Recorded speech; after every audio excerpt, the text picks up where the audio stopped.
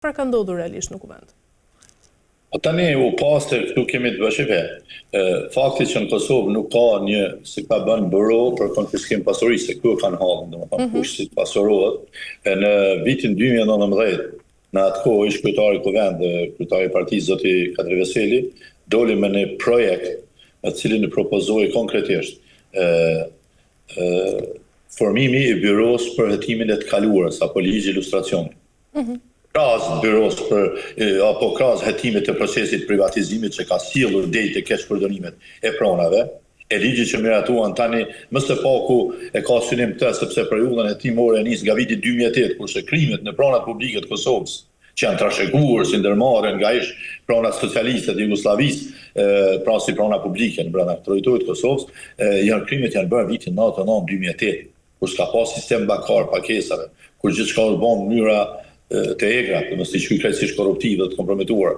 Edhe tani kjo periudhë po mbuluhet sepse këtu kanë nisë të gjithë. Dhe të gjithë po dakordojnë që të fillohet nga 2008 që të rehabilitojnë dhe amnistojnë krimet që janë kryer ndaj pronave publike dhe pronave të shtetit këtë periudhë. Por asociacioni që do të ishte më e rëndësishme është propozuar në vitin 19 në programin elektoral të zotit Veseli, e që ishte byroja për hetimin e të kaluarës, pra ligj ilustracionit. Po të kishte ligj ilustracioni, 80% e këtyre që sot janë në parlament, e atyre që përbëjnë për qeverinë po thuajse tërësisht, nuk mund të jenë pjesë më e institucioneve, sepse do t'i nxjerrte jashtë loje. Prandaj mungesa e tij dhe kritereve për të kandiduar si deputet dhënies së certifikatit sigurisë ka bërë që sot në kuvendin e Kosovës kemi deputet që pranojnë mesazhe dhe pastaj lexojnë pa pikë përgjegjësie, se edhe aty është si i atashuar, i shtyrë. Ne kemi struktura politike që aty vinë në emër të fuqisë potencialit financiar që dikush nga jashtë e subvencionon dhe ata shën edhe fut në parlament për të mbrojtur pastaj gjyrat e bizneseve politika atyre ku ta dion. Pra, kjo situatë ka sjellë në parlament njerëz që pa pikë përgjegjësie me statutin e deputetit përfaqësuesit që flet në emër të popullit, lexon tekste që i dërguan ashta ato aty për aty, ose thjesht japin një mendim pastaj mundohet me kalkulu një mendim që është në harmoni me qëndrimet e Beogradit dhe Moskës. Vetëm në parlamentin e Beograd, bile në punën Beograd, alas kam dëgjuar ne se ndëgjoj edhe debatet e tyre se janë në interes për shqiptarët që janë brenda Serbisë dhe kam dëshirë të jem korrent me pas se si po trajtohen.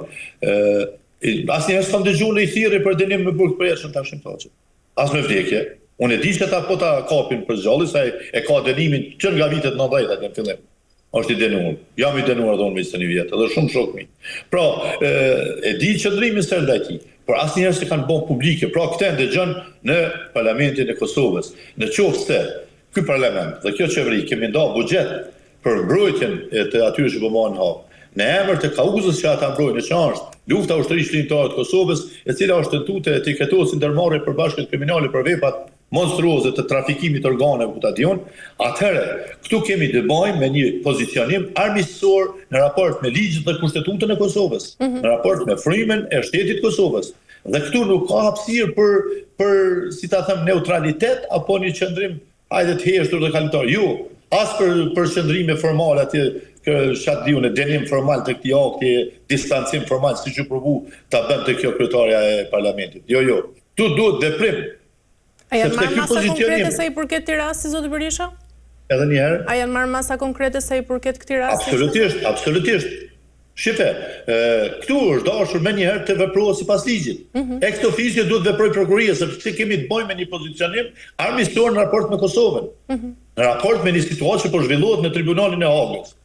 Se në qoftë se atje ka vendim dënues, mos ta harroni këtë kurrë.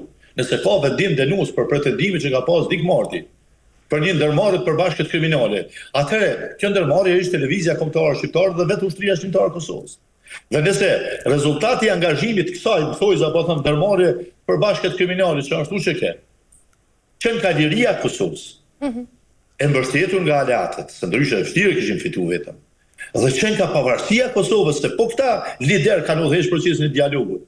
Qenë ka ndërtimi i shtetit të Kosovës dhe integrimet e njohjet ndërkombëtare. Në vitin 2010 duhet të harrojmë se Serbia dërgoi çështjen e pavarësisë së Kosovës në gjykatën ndërkombëtare të drejtësisë. Dhe atje patëm një vendim mbështetës, një opinion mbështetës se nuk është ndeshme të drejtën ndërkombëtare. Në qoftë se do të kemi një verdikt final, siç e dëshiruan eksponent televizionit vetëvendose, se shifën apo e bëjmë tragjike, folin një deputet I pa vlerë atje, një njeri që s'ka mendim vetin, as ka trume me ndukaj me kokën e vetë. Është jeta shura, aty ka pru fuqia Shabodine, se na Kosova ende jemi do familje partiarkale, dhaja, e ka pru fuqia ma shumë fisnore se sa dia apo se ka ofru diçka të mëshme për këtë komunitet, për këtë popull, ose për subjektin që e përkrajnë elektoratën e tij. Por, në këtë parlament e kemi ndëgjuar vetë kryeministrin e Kosovës duke bërë thirrje trupit diplomatike, keni në përket media sociale. Ju, zotrinj diplomat, këta prapa merren kriminal, duhet I fuzin në burg, e kanë vendin në burg. E keni ndëgjuar këtë që drejton sot kuvendin, duke I quajtur kriminal, ju duhet më shku në burg. E të gjithë të tjerë. Keni ndëgjuar ministrin që e keni rritur në Shqipëri atje të Shfarca të Pervalla. Edhe e cila thotë ka ndërzuar dosi. E të tjera. Pra këtu kemi të bëjmë, nuk kemi të bëjmë një mendim të devijuar apo spontan. Këtu kemi të bëjmë një qëndrim, një filozofi politike që ushqen kjo nomenklaturë politike e që ka qenë ai 60% që as e kanë dashur luftën, as e kanë mbështetur dhe ka qenë kundër. Në kohën e luftës. Bile kanë qenë ndoshta për krastën e jugoslavizmi, atë çfarë shpjegova në fillim. Por atëri kemi mundë, se atër ka qenë puna me armë. Kurse sot janë me votë dhe në shumicë. Fatkeqësisht. Por çfarë do të thonë me këtë? Këto nuk janë çështje nëse kemi një epilog, I cili është një vendim përfunditar në gjykatë, denues, sipas dëshirës së kësaj strukture politike nga Albin Kurti e deti ai deputeti që folin në parlament, atëherë çfarë do të kemi? Një të drejtë dhe një iniciativë nga Serbia që edhe një herë çështja e pavarësisë së Kosovës të dërgohet në gjykatën ndërkombëtare drejtësisë. Dhe të vlerësohet nëse vërtet ishte e drejtë shpallja e pavarësisë apo jo. Sepse ndërhyrja e NATO-s konsiderohet e jashtëligjshme. Qartë. Se e kam mësuar në Akademinë e Mbrojtjes në Angli, kam dëgjuar profesor duke thënë se ndërhyrja e NATO-s ishte e jashtëligjshme. Sepse s'ka pas vendim Këshilli I Sigurimit. Mirë, po ishte në përputhje me Kartën e Kombeve Bashkuara dhe artikullin 5, ku autorizon SBA-t, kanë të drejtë SBA-t ndërhyjnë në një rast sui generis siç është Kosova, kur populli që shtyp dhe ai që shtyp nuk kanë përkatësi të njëjtë etnike. Prandaj, këta po e ushqejnë të drejtën e Serbisë për ta quajtur pavarësinë e Kosovës edhe një herë në hall. Dhe njëkohësisht po punojnë për Republikën e Tretë, duke e bërë në aspekt kushtetues këtë Kosovë që ishte e njohur dhe që ishte në prag të përmbylljes procesit politik me Serbinë, me njohjen dhe ratifikim të tyre, tani e kanë kthyer në temë të hapur teknike dhe po mbetet pjesë kushtetuese e Serbisë dhe ja kanë dhënë të drejtën Serbisë marrëveshjen e orit për 10 vite. Që s'ka nevojë, as ta njeh Kosovën dhe as ta ndryshoj kushtetutën. Kurse ju e dini mirë se brenda 10 viteve, po flasim nga 23, kur ndodhi kjo marrëveshje e orit, I bjen viti 33. Po flitet se viti 30 do të jetë deadline kur hyn edhe Malizi, edhe Shqipëria, po kërkohet që në pakot hyn vendet e Ballkanit evropian të mbetura. Çka nëse hyn në pako dhe ne jemi ende pjesë e kushtetutës së Serbisë? A do të thotë se Serbia hyn në BE me Kosovën pjesë kushtetuese të saj.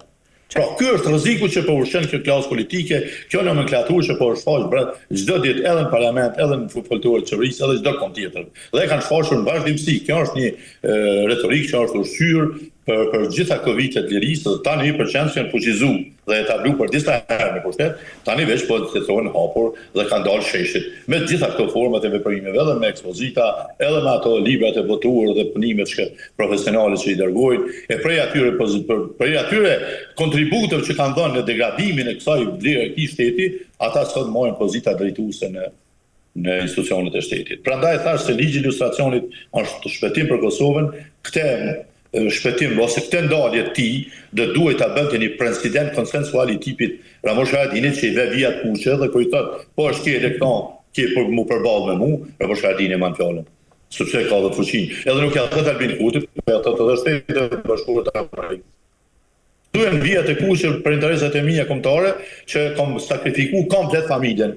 Edhe gjithë bashkëtorët e mi që kanë sakrifikuar sot duhet të jenë gardianët që duhet veprojnë. Sot organizatat të dalë nga dhe lufta duhet të kenë qëndrime, jo protesta, jo me dalë rrugë, se nuk I ka hije. Se çdo investim në këtë vend është produkti gjakut tyne dhe I atyre që sot janë dëshmorë. Por duhet shkruajnë letra, duhet shkruajnë dokumente dhe të çojnë qeverisë dhe parlamentit dhe të kërkohet se këtu keni devijuar dhe duhet ta riktheni situatën në vijat në frymën e kushtetutës që mbron këtë vend. Prandaj e thash në qoftë se kjo nuk do të ndodhë, do të me kthimin e shpejtë e atyre që vërtet kanë mandatin të dalin zot të vlerave, ose se nuk vetë qytetarët nuk e marrin në dorë mbrojtjen e këtyre vlerave dhe të shtetit në cilin po jetojnë të lirë, ka një devijim të madh edhe të brezit të ri që nuk edukohet as në shkollën këtë frymë patriotizmit dhe nuk po rritet as me një diskurs politik i cili e bën të ditur se si ka ardhur Kosova deri këtu dhe se si duhet mbrohet si vlerë, dhe tani është një propagandë aq e madhe, një luftë aq e madhe për të rrëzuar themelet e këtij shteti që është lufta dhe liria, që është ushtria shqiptare e Kosovës, janë dëshmor dhe për ta kthyer në një krijesë që pretendojnë ta asaj Republikës së Tretë me një qëndrime kozmopolitane për me bashkëtu edhe me serbe me gjithë tjerë. Zatën është pyet kryeministri që ka pas lëvizjen kanë. Dhe këtë veprimtaria e tij ka qenë lufta se si duhet lejuar të martohen tani prap një shqiptar i Kosovës, një djalë i ri, se lejoni me marrni serbat për ju, dhe është viti 2000, imagjinoni, delte bënte estrada nëpër televizionin nëpër sheshe, pse s'po lejohet, vetëm për të etabluar pastaj në skenën politike për interesa strategjike të Macronit dhe Merkelit atëherë dhe luftës kundër pretendimeve amerikane për pavarësinë energjetike. Pra jemi në një situatë të rrezikshme ku nuk ka në pyetje më vetëm ajo se apo krijohen institucionet apo konsolidohen, por edhe çfarë institucione po konsolidohen. Dhe këtë njeri duhet bllokuar me të gjithë mekanizmat, me të gjitha format politike, por në fundit edhe jo politike. Edhe dikur edhe sheshet janë zgjidhje. E qartë. Mirë, zoti Berisha, kemi arritur në fund, ju falenderoj për çdo informacion. Ishte kënaqësi. Faleminderit shumë. Mirë, shikues nderuar, kemi arritur në fund të këtij emisioni dhe për ditën e sotme bashkë do të shihemi sërish ditën e hënë, deri atëherë mirupafshim.